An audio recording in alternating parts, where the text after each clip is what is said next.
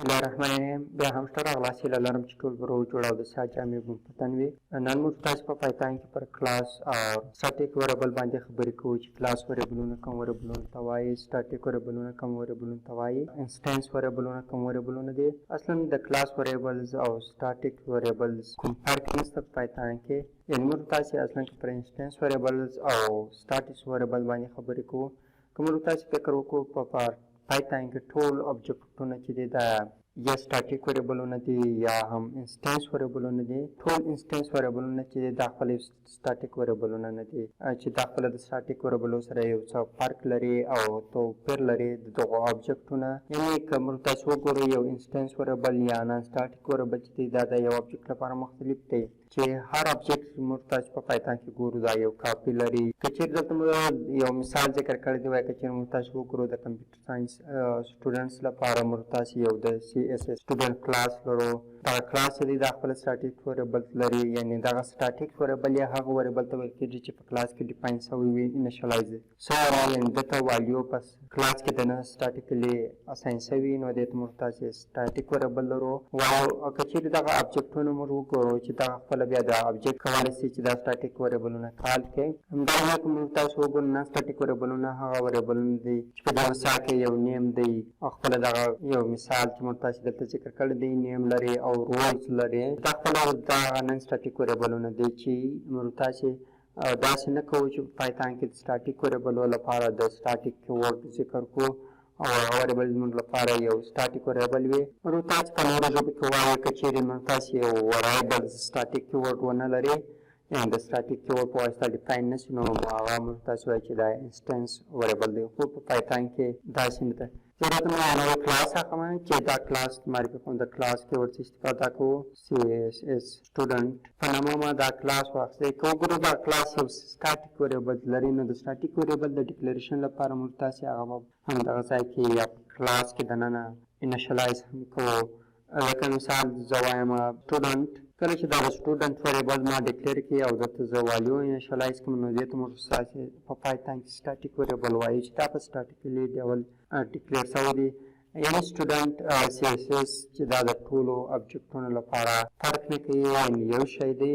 یعنې هر کله چې موږ غواړو د ابجکټ لوري دی کار کوو دی توپیر نه کوي. خو زه غواړم چې یو انیټ فنکشن یا پایتان کنسټرکټر ته کار وکړو، یعنې یو کنسټرکټر جوړ کړو. کنسټرکټر لومړی د سیلف کیورډ لري، له هغه وروسته دی د نیم په نامه یو پارامترز لري او بل هم د ایج په نامه یا او بل هم د ID په نامه یو پارامترز لري یا هم د رول ID په نامه رول په نامه یو پارامترز لري.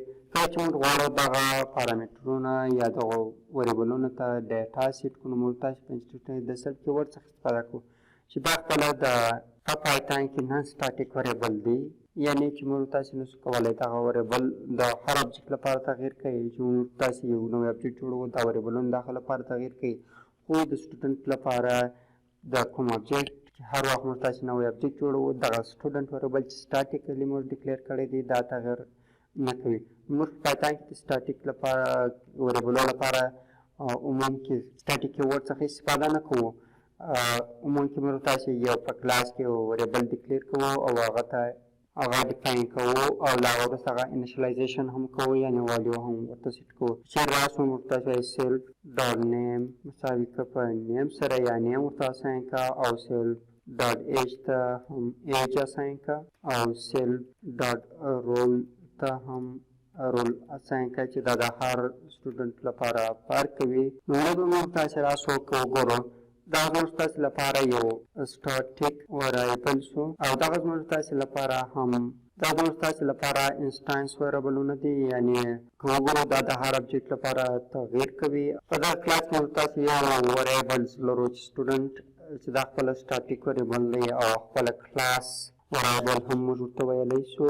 او که وګورو دلته دا ټول دغه وریبلونه چې دا انسټنس وریبلونه دي یا هم نان سټیک وریبلونه دي.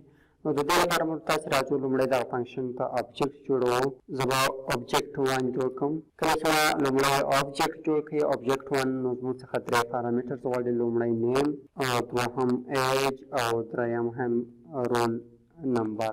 دا لومړی ابجکټ چې موږ تاسو جوړ کړئ. زه غواړم یو بل ابجکټ هم جوړ کړم.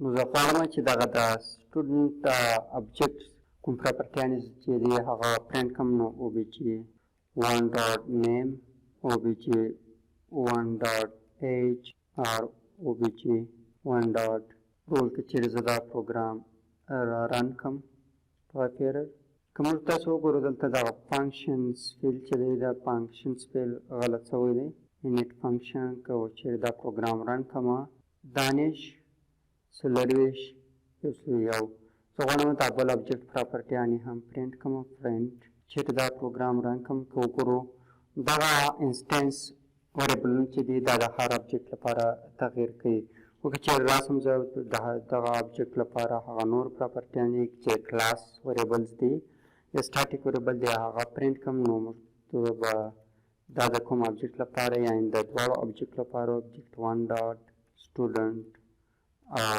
پرنټ ابجکټ 2 ډاټ د دواړو لپاره یو شی وي ځکه دوی تغیر نه کوي نو دا سټاټیک وریبل او نان سټاټیک وریبلز په پایتن کې خو که چیرې موږ تاسې راسو وغواړو دغه د پایتن سټاټیک وریبلونه یا کلاس وریبلونه موږ تاسې کولی شو چې ډایرکټلی د کلاس په نامه سره هم کال کړو پرنټ ما د کلاس نوم چې دی هغه css student ډاټ سټوډنټ چیرې زه دا پروګرام رن کړم نو زما ته به هغه د که وګورو studant یعنې سپیل غلط شوی سپیل ایررز دی که وګورو css پرنټ موږ تاسې کولی شو چې دغه پراپرټیانې چینج هم کو د ابجکټس لپاره obj1.student ته وراسئ که bba که چیرې زه د هغه وروسته دا هم پرنټ کړم پرنټ obj1 ډاټ که وګورو